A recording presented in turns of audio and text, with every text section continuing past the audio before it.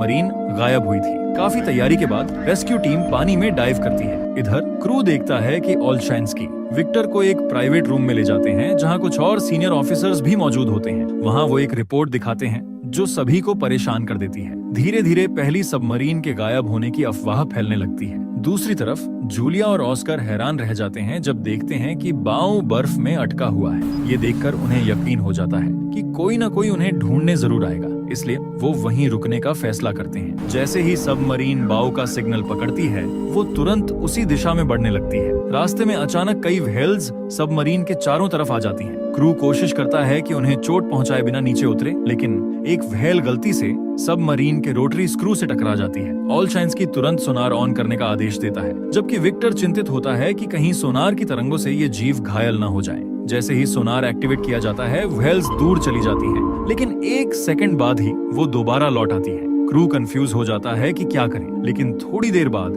उन्हें दिखता है कि व्हेल्स अब सचमुच दूर जा रही हैं। तभी पता चलता है कि उस इलाके में कोई लो फ्रीक्वेंसी साउंड फैल रही है और समुंदर का तल एक बार फिर ऊपर उठ रहा है। अंधेरे में एक विशाल टेंटिकल दिखाई देता है जो एक ही वार में एक व्हेल को मार गिराता है। सबमरीन का क्रू घबरा जाता है। वो न तो उस आवाज को पहचान पा रहे होते हैं और न ही राडार में आ रहे उस बड़े सिग्नल को समझ पा रहे होते हैं। ओलशैंस्की इसे दुश्मन मानकर फायर करने का आदेश देना चाहता है, लेकिन विक्टर उसे रोक देता है और कहता है, जब तक कंफर्म न हो हम फायर नहीं कर सकते। वो आदेश देता है, कोई छुपने की जगह ढूंढो। सबमरीन बर्फ की एक बड़ी दीवार में मौजूद क्रैक में घुसती है। हर बार बर्फ से टकराते ही सब कुछ हिलने लगता है। राडार का शोर और भी ज्यादा हो जाता है और हेडफोन पहने क्रू मेंबर्स के कान दर्द से कराहने लगते हैं। जैसे ही वह अज्ञात जीव उनका पीछा करता है, क्रू सबमरीन रोक देता है क्योंकि आगे रास्ता पूरी तरह ब्लॉक होता है। खुशकिस्मती से वो अजीबोगरीब जीव तब तक वहां से चला जाता है। क्रू डैमेज का असेसमेंट शुरू करता है और तभी ओलशैंस्की विक्टर को फालतू रिस्क लेने के लिए डांटता है। उनके पास कोई और विकल्प नहीं होता,